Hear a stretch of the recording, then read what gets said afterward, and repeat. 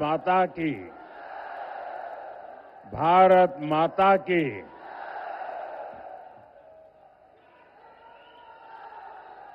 मां गंगा,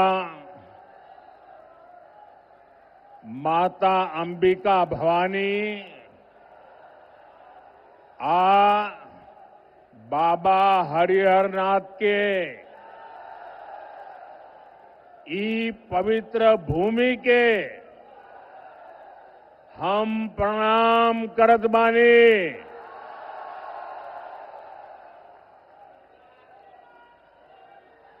देशभक्त रत्न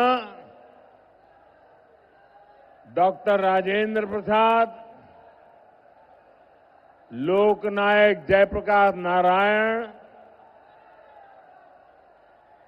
भिखारी ठाकुर के ई गौरवशाली भूमि पर रौरा सबके अभिनंदन करत बानी।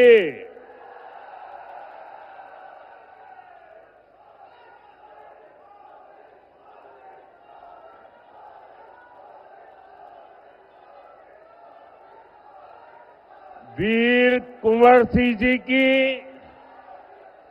इस पावन धरती पर आप सभी जनता जनार्दन के दर्शन का आज मुझे सौभाग्य मिला है।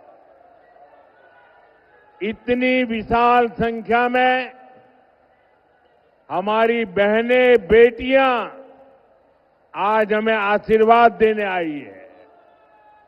नौजवानों का उत्साह तो देखते ही बनता है। बिहार के मेरे भाई बहनों और खास करके बिहार के मेरे नौजवानों, मैं आज आपको एक गारंटी देता हूं। बिहार के मेरे नौजवानों, आज मैं आपको एक गारंटी देता हूं। आपका सपना ही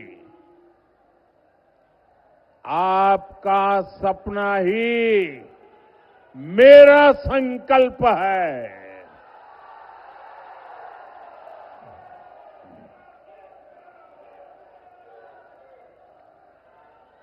नरेंद्र और नीतीश आपके सपनों को पूरा करने में जुटे हैं। बिहार में सुशासन से समृद्धि की यात्रा अनवरत चलती रहे, इसके लिए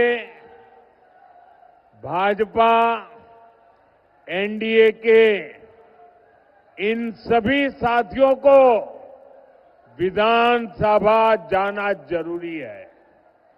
और इसलिए मैं आज इन सब के लिए आपके आशीर्वाद मांगने के लिए आपके पास आया हूं।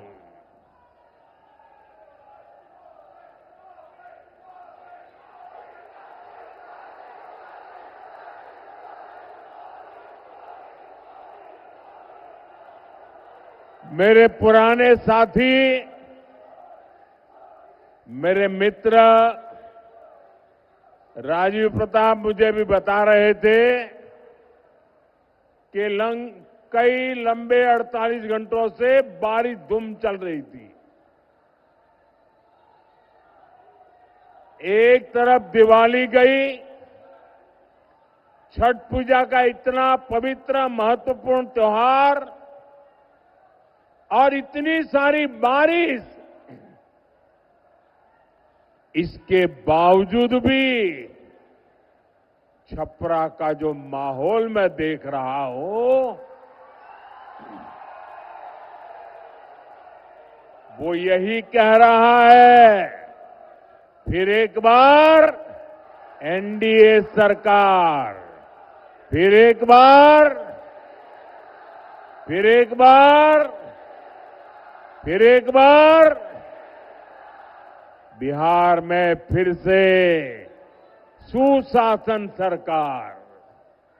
भाइयों और बहनों, छपरा आना अनेक प्रेरणाओं से जुड़ने जैसा है। यह धरती आस्था की भी है, आंदोलन की भी है और कला की भी है।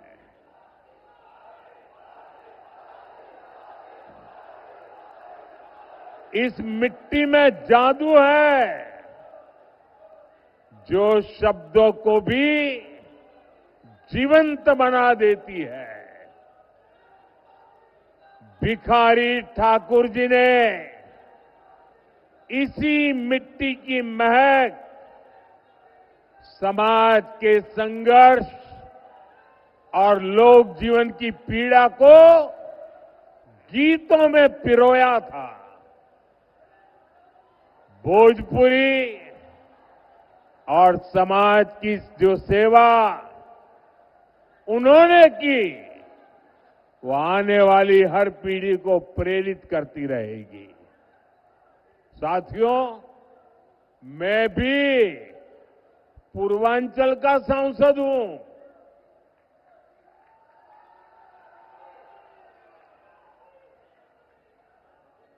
बनारसी बोलत बोलत अब हमरा के भोजपुर में कोनो दिक्कत ना होला। काफी कुछ अब समझ में आई गई बा। इसलिए साथियों, जब मैं भोजपुरी का सम्मान देश और दुनिया में देखता हूं तो गर्व से सिर ऊंचा हो जाता है।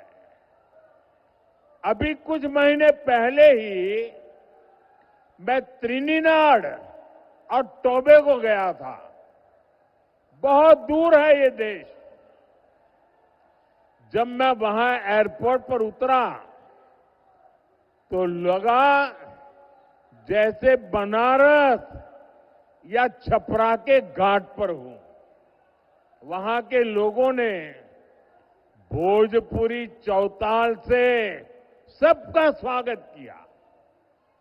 बिहार और भोजपुरी से जुड़ा होने का गौरव अद्भुत होता है।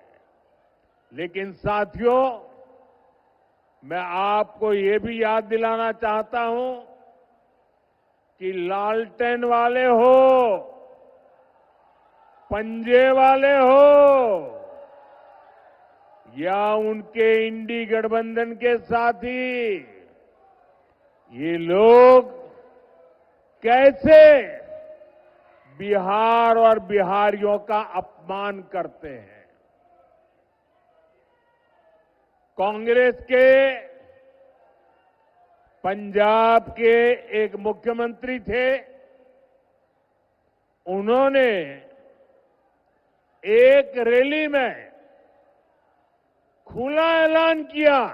ये जरा सुनिए, ये पंजाब के कांग्रेस के मुख्यमंत्री ने मुख्यमंत्री पद पर रहते हुए ऐसा खुला ऐलान किया कि बिहार के लोगों को वो अपने राज्य पंजाब में घुसने नहीं देंगे।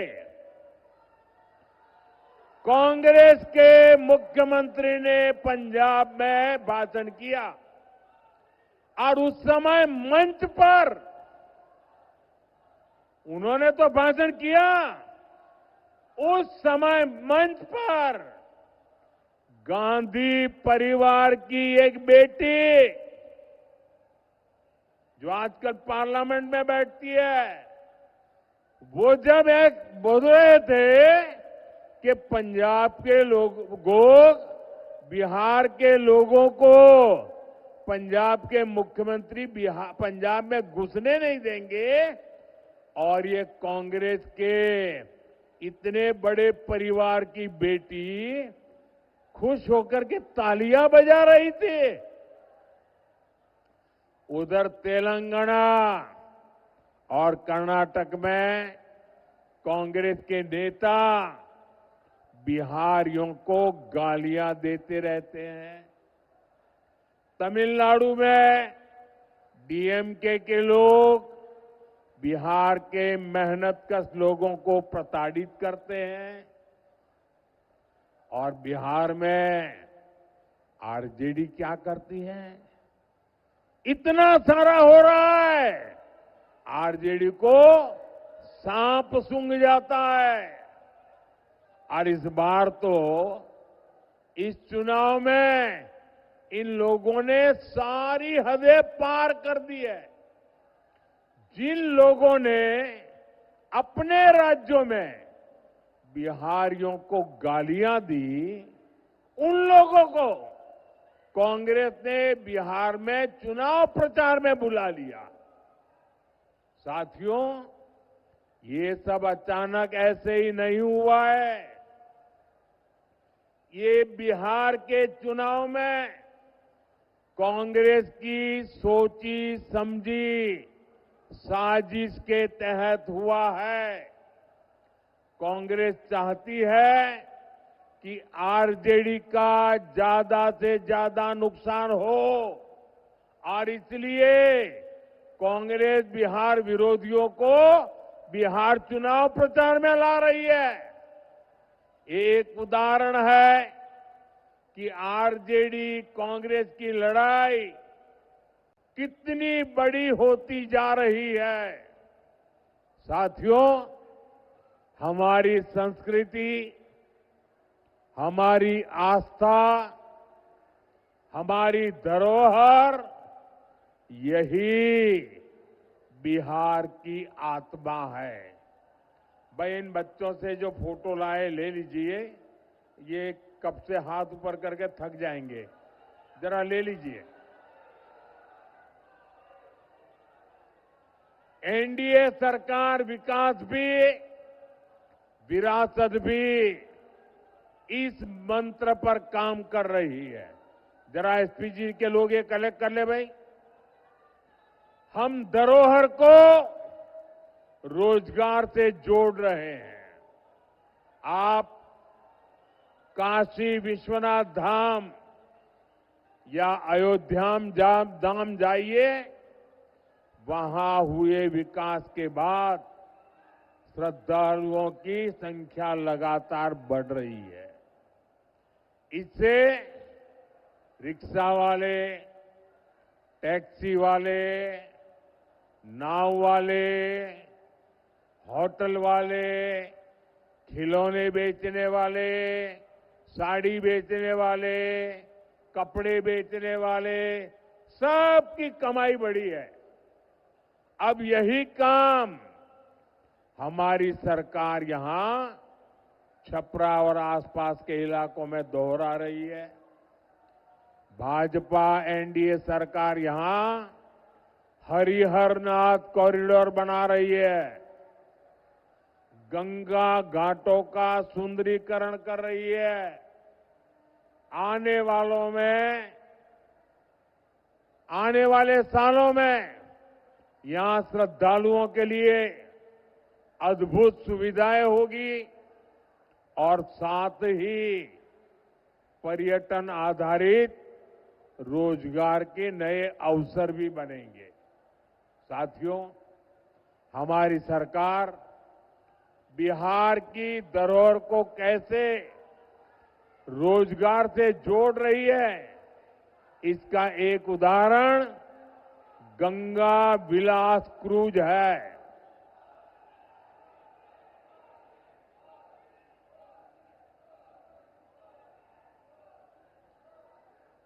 भाई, आपका प्यार मुझे मंजूर है, लेकिन मुझे बोलने तो दीजिए। आपका उत्साह मेरे सर आंखों पर।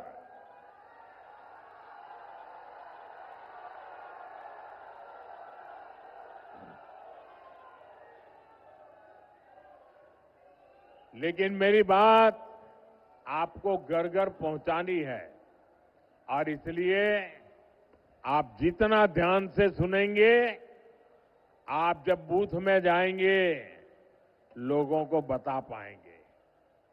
साथियों, एक क्रूज चलती है। गंगा जी पर चलने वाला एक क्रूज बनारस से बिहार होते हुए बंगाल तक जाता है। आजकल ये क्रूज अभी मुंगेर के आसपास के इलाके में गंगा की लहरों के साथ चलने वाला ये जहाज बक्सर से विक्रमशिला तक बिहार का गौरव दुनिया को दिखा रहा है। नदी के तट पर हमारी संस्कृति कैसे पली बढ़ी, उसके दर्शन होते हैं। साथियों, हमारी डबल इंजन सरकार बिहार के तीर्थों और धरोहरों की भव्यता को आधुनिक सुविधाओं से जोड़ रही है। लेकिन आप ये भी याद रखिए, आस्था विरोधी, विकास विरोधी, वोट बैंक की राजनीति और तुष्टीकरण में डूबे आरजेडी कांग्रेस के लोग घुसपैठियों को बचाने के सिवाय कोई काम नहीं कर सकते। घुसपैठिए उनके माए बाप बन गए हैं। उन्होंने अपनी पूरी राजनीतिक ताकत घुसपैठियों को बचाने में लगाई हुई है। भाइयों बहनों, अयोध्या में इतना भव्य राम मंदिर बना, 500 साल के बाद 500 साल का इंतजार, अविरत संघर्ष, और तब जाकर के राम मंदिर बना। और आप तो गर्व से कह सकते हैं कि छपरा की एक बेटी स्वाति के भजन से दुनिया गूंज उठी थी। मेरी झोपड़ी के भाग आज खुल जाएंगे, राम आएंगे। कितने सुंदर बोल है, मेरी झोपड़ी के भाग आज खुल जाएंगे, राम आएंगे। और प्रभु श्री राम के दर्शन के लिए लाखों लाख लोग अयोध्या चल पड़े। लेकिन साथियों, आरजेडी कांग्रेस के नेताओं को राम मंदिर के निर्माण से भी परेशानी है। आपने कभी सुना, अरे बेटे रखो, मैं आप लाई हूं, अच्छी बात है, कोई ले लेगा, देख लिया बेटा, आप बैठो, आप जरा वो किताब ले लीजिए। भी वो बच्ची किताब लेके आई है, वो किताब ले लीजिए, पहुंचा दीजिए।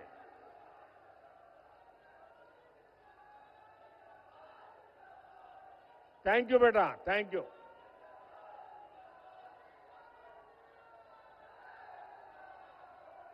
आपने कभी ये आरजेडी वालों को, कांग्रेस वालों को राम मंदिर जाते देखा क्या अयोध्या में?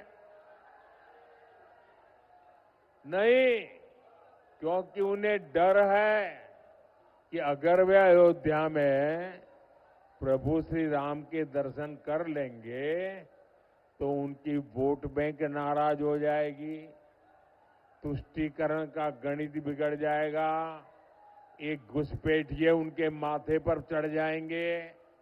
साथियों, पिछले साल जनवरी में प्राण प्रतिष्ठा के बाद से राम मंदिर के दर्शन के लिए 6 करोड़ 65 लाख से ज्यादा लोग अयोध्या जा चुके हैं। यानी करीब पौने 2 करोड़ लोग अयोध्या गए हैं। देश विदेश के लोग वहां पहुंचे हैं। देश के कोने कोने से गरीब, दलित, पिछड़े, हर कोई रामलला के दर्शन के लिए गया है। और अब तो जब रामलला के दर्शन के लिए जाते हैं ना, तो निषाद राज के दर्शन होते हैं, वाल्मीकि जी के दर्शन होते हैं, सबरी माता के दर्शन होते हैं। लेकिन भाइयों और बहनों, आरजेडी कांग्रेस के लोगों को विदेश में घूमने की फुर्सत है, लेकिन 500 साल के इंतजार के बाद जो भव्य मंदिर बना, उसे देखने की इनकी इच्छा नहीं होती है। जो लोग आपकी आस्था का सम्मान नहीं कर सकते, वो कभी भी यहां आस्था के स्थलों का विकास नहीं कर सकते। और आप लोगों ने कल ही देखा है कैसे आरजेडी कांग्रेस ने छठी मैया का भी अपमान किया गया है। साथियों, बिहार का ये चुनाव यहां के नौजवान बेटे बेटियों के भविष्य के लिए, जो पहली बार वोट देने जा रहे हैं, उनके लिए बहुत महत्वपूर्ण है। मैं सभी नौजवानों से कहना चाहता हूं, सभी मतदाताओं से कहना चाहता हूं, आपको अपने वोट की ताकत पहचाननी है। मेरे नौजवान साथियों, आपके माता पिता के एक वोट की ताकत क्या थी, मैं आज आपको बताना चाहता हूं। आपके माता पिता के एक वोट ने, वो वोट की ताकत ऐसी थी कि बिहार को जंगल राज से मुक्ति दिलाई और बिहार को जंगल राज को बदल करके सुशासन की ओर ले गए। ये आपके पिताजी के वोट की ताकत थी, आपके माताजी के वोट की ताकत थी। अब बारी आपकी है। अब बिहार के नौजवानों का एक वोट सुशासन को समृद्धि में बदलने का अवसर है। और इसलिए मेरे साथियों, आपके माता पिता ने जंगल राज से मुक्ति के लिए वोट दिया था। नौजवानों ने अब सुशासन से आके निकल करके समृद्धि के लिए वोट करना है, विकसित बिहार के लिए वोट करना है। साथियों, बिहार में शायद ही कोई ऐसा परिवार होगा जिसकी आंखों में जंगल राज की कोई न कोई भयावह तस्वीर ना छपी हो। जंगल राज के सबसे बड़े शिकार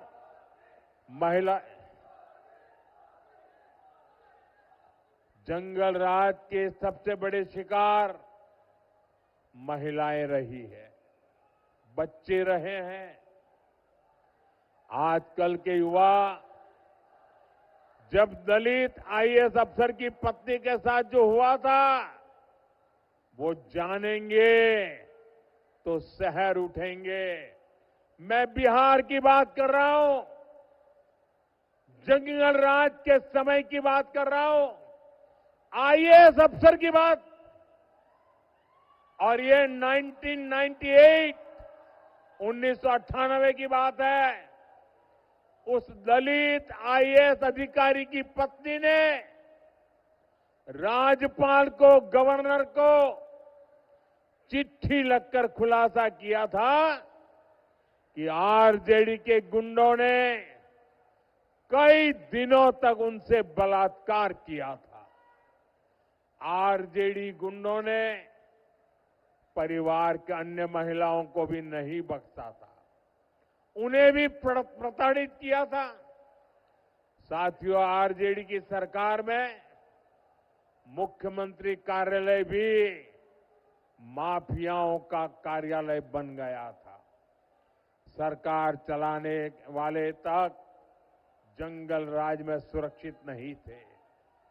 जो खेतों में काम करने वाली माताएं बहनें थी, स्कूल कॉलेज जाने वाली बेटियां थी, उनके साथ हुए बलात्कार के अधिकांश मामले तो आरजेडी की सरकार ने दर्ज तक नहीं होने दिए।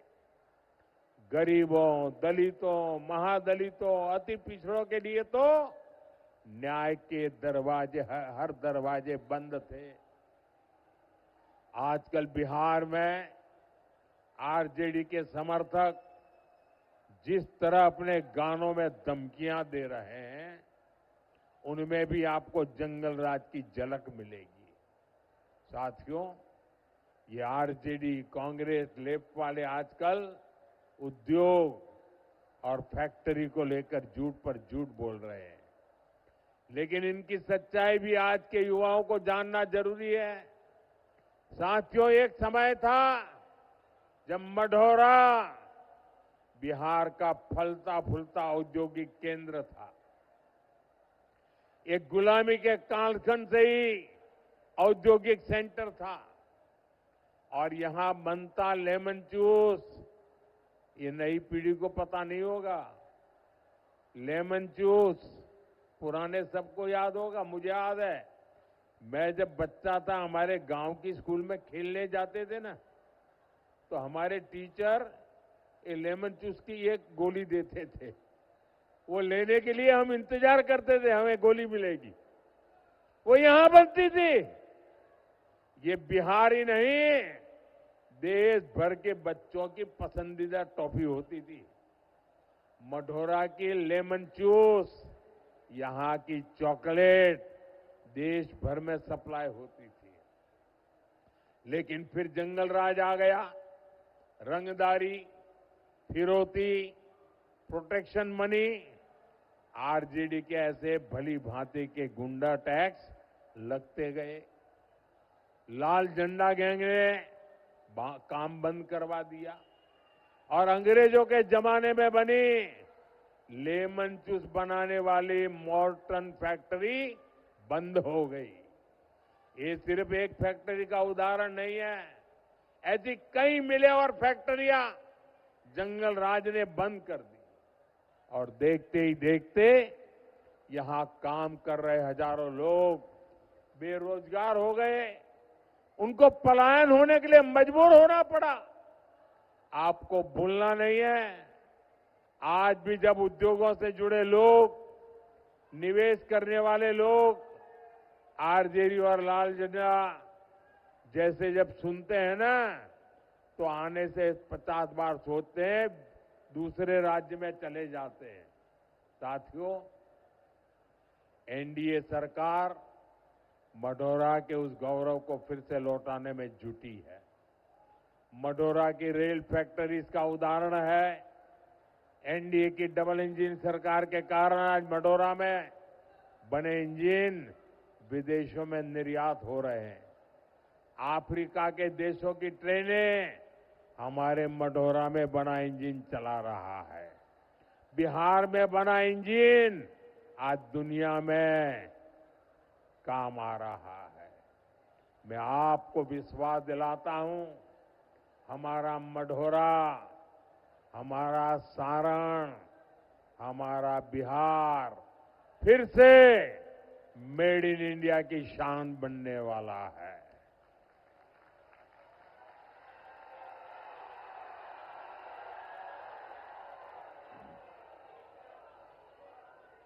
आने वाले सालों में यहां उद्योगों का नया विस्तार होगा। बिहार के युवा को बिहार में ही काम मिलेगा।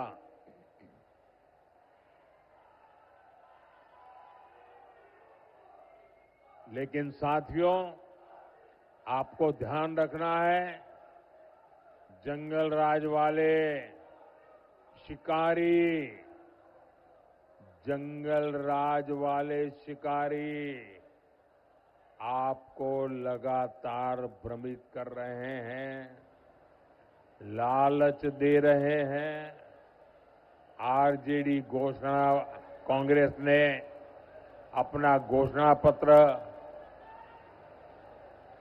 ये घोषणा पत्र नहीं है, उन्होंने अपनी रेट लिस्ट जाहिर की है। इनकी हर घोषणा के पीछे का असली मकसद रंगदारी, फिरौती, लूट खसूट, भ्रष्टाचार, यही सब है। इसलिए मेरे साथ इस संकल्प को दोहराइए, जंगल राज से दूर रहेगा बिहार। मेरे साथ दोहराएंगे, मेरे साथ दोहराएंगे, सबके सब दोहराएंगे। मैं कहूंगा, जंगल राज से दूर रहेगा बिहार। आप कहेंगे फिर से एनडीए सरकार, आप कहेंगे फिर से एनडीए सरकार।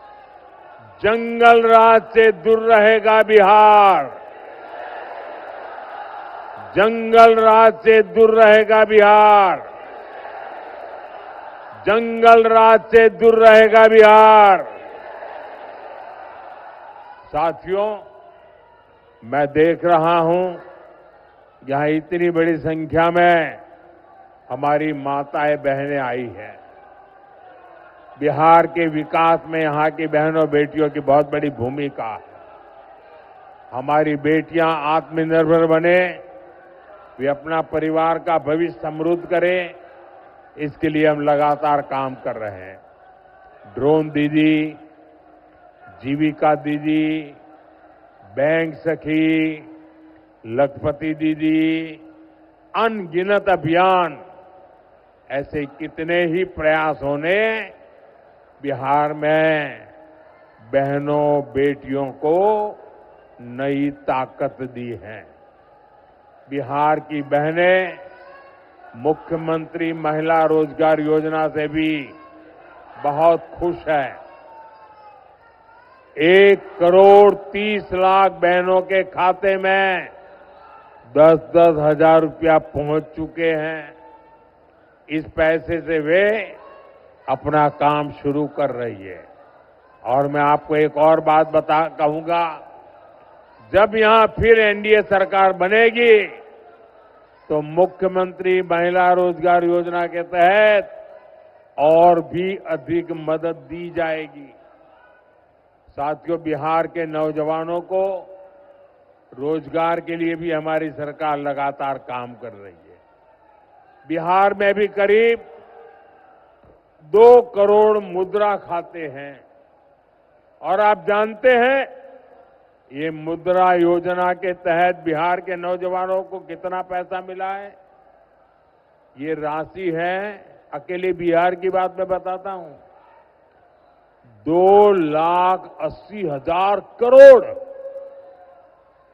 2,80,000 मतलब करीब करीब 3 लाख करोड़ रुपया। ये पैसे बिहार के नौजवानों को मुद्रा लोन से मिले हैं।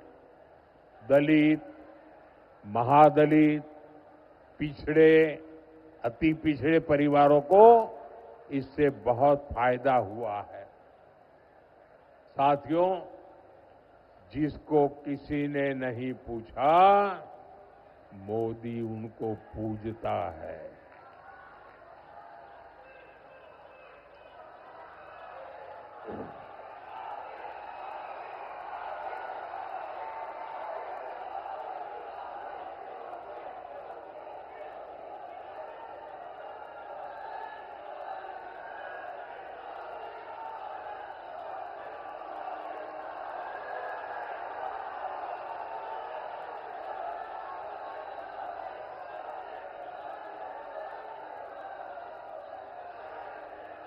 अब आप इजाजत दें तो मैं बोलूं।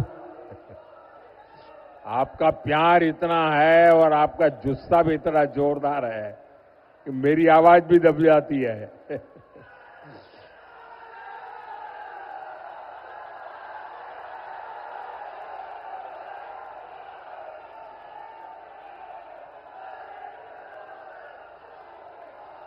साथियों, हमारे विश्वकर्मा साथी जो पारंपरिक काम करते हैं, हाथ के हुनर से काम करते हैं, जो बढ़ई है, लोहार है, सुनार है, सुतार है, दर्जी है, कपड़े धोने वाले हैं, जूता बनाने वाले हैं, मालाकार है, नाई है, ऐसे अनेकों साथियों की सूद भी किसी ने नहीं ली थी। इसमें भी बहुत सारे काम हमारी बहनें करती हैं। आजाद भारत में पहली बार ये हमारी सरकार है जिसने पीएम विश्वकर्मा योजना बनाई है। इसके तहत इन साथियों को सरकार आधुनिक ट्रेनिंग दे रही है, ट्रेनिंग के दौरान भी पैसे दे रही है। इन्हें आधुनिक औजार खरीदने के लिए देश भर के विश्वकर्मा भाइयों को हजारों रुपये दिए गए, हजारों रुपये दिए गए। इनको बैंक खातों से बहुत कम ब्याज पर लाखों रुपये ऋण दिया जा रहा है ताकि वे कच्चा माल खरीद पाए, नई मशीनें खरीद पाए। इसके तहत अभी तक देश के लाखों विश्वकर्मा साथियों को करीब करीब 40,000 करोड़ रुपए से अधिक इसकी मदद स्वीकृत हुई है। आने वाले 5 साल में बिहार के विश्वकर्मा साथियों को इन योजनाओं से बहुत अधिक लाभ होने वाला है। साथियों, एनडीए की डबल इंजन सरकार वंचितों को वरीयता देती है। आप नक्सलवाद की समस्या को ही लीजिए, इसने वंचितों को, दलितों, अति पिछड़ों को हिंसा के रास्ते पर भटकाया। इनके टोलों को सड़क, स्कूल, अस्पताल, हर चीज से वंचित रखा। एनडीए बिहार को माओवादी आतंक से मुक्त कर रही है। साथियों, एनडीए की डबल इंजन सरकार सामाजिक सुरक्षा का दायरा भी निरंतर बढ़ा रही है। बीमा हो, बढ़ी हुई पेंशन हो, मुफ्त इलाज हो, मुफ्त अनाज हो, ये सब कुछ ये आपका बेटा दे रहा है, एनडीए सरकार दे रही है। साथियों, आज बिहार में औसतन हर महीने, यह आंकड़ा भी बिहार के लोगों को याद रखना चाहिए। आज बिहार में औसतन एवरेज हर महीने 15,000 से अधिक गरीबों के लिए पक्के घर बनते हैं। गांव टोले तक सड़कें पहुंची है, बिजली पानी पहुंचा है, या नई गैस लाइन पहुंची है, बहनों की रसोई तक सस्ती गैस पहुंच रही है। हमारा प्रयास यही है कि आपके जीवन से चिंता कम हो, आपका जीवन आसान हो। साथियों, अब बिहार रुकेगा नहीं। अब बिहार रुकेगा नहीं, इतना ही नहीं है, अब बिहार नई रफ्तार से आगे बढ़ेगा।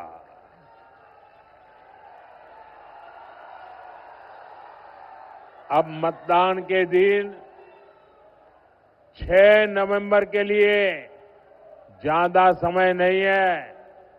आपको याद है आपके यहां मतदान किस तारीख को है? मतदान की तारीख कौन सी है? मतदान की तारीख कौन सी है? मतदान की तारीख कौन सी है? मतदान के दिन अपना गांव छोड़ करके कोई जाओगे नहीं ना? शादी ब्याह हो तो भी नहीं जाओगे ना? कोई भी काम आ पड़ा नहीं जाओगे ना? गांव में ही रहोगे ना? मतदान करके ही रहोगे ना? गांव के सब लोगों से मतदान करा के रहोगे ना? कब करना है मतदान? कब करना है मतदान? कब करना है मतदान? देखिए, अभी छठ पूजा की वजह से बाहर से जो साथी गांव आए हैं, उनसे भी जरा मेरा संदेश पहुंचाना। मेरा संदेश पहुंचाओगे? जो लोग बाहर से छठ पूजा मनाने के लिए अपने गांव आए हैं ना, मेरा एक संदेश उनको पहुंचाओगे? पहुंचाओगे? उनको कहना कि मोदी जी ने आपको खास कहा है कि अब छठ पूजा के लिए आए हो, परिवार के साथ सबको मिल रहे हो, तो 6 नवंबर को अगर आपका यहां वोट है तो वोट देकर के ही जाना। कह दोगे? लेकिन उनको ये भी कहना, जाने की जल्दी मत करना। 6 नवंबर को वोट देकर के भागना मत। उसके बाद जब एनडीए सरकार का शपथ समारोह होगा ना, उसमें भी आना है। क्योंकि ये इस बार का जो मुख्यमंत्री का शपथ समारोह होने वाला है ना, एनडीए के मुख्यमंत्री का शपथ समारोह बहुत खास है। क्योंकि ये शपथ समारोह सिर्फ मंत्री और मुख्यमंत्री मंत्रियों को बिठाने का शपथ समारोह नहीं है। ये शपथ समारोह तो विकसित बिहार बनाने का शिलान्यास है।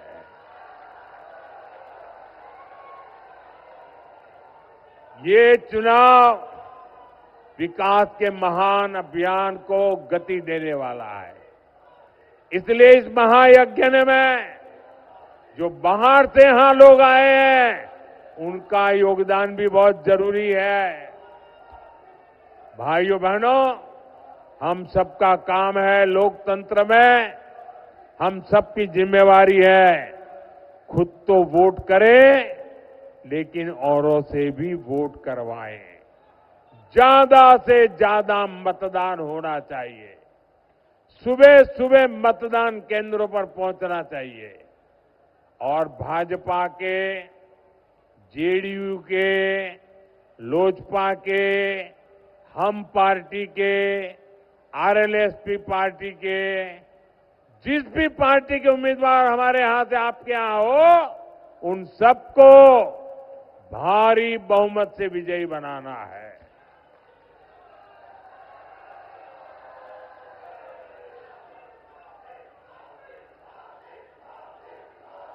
मैं मेरे उम्मीदवार जो चुनाव लड़ रहे हैं, उनसे आग्रह करूंगा जरा आगे आ जाए।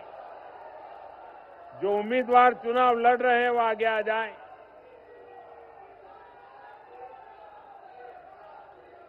आप सब इतनी बड़ी संख्या में मेरे इन साथियों को आशीर्वाद देने आए हैं। आप मेरे इन साथियों की जितनी ताकत बढ़ाओगे, इतनी मोदी नीतीश की ताकत बढ़ेगी। और इसलिए मोदी नीतीश की ताकत को बढ़ाने के लिए मेरे इन सभी साथियों को आपको वोट देकर के ताकत देनी है, आपके आशीर्वाद देने हैं। मेरे साथ बोलिए, भारत माता की, भारत माता की, भारत माता की। मैं अभी इन लोगों के बीच में जाऊंगा। हमारे रूडी जी भी रहेंगे, हमारे चिराग जी भी रहेंगे, और हम एक फोटो इन सारे उम्मीदवारों के साथ कराएंगे। लेकिन आपसे मेरी अपेक्षा है, आपके आशीर्वाद मजबूती के साथ मिले, एक एक वोट इन लोगों को मिले। बोलिए भारत माता की।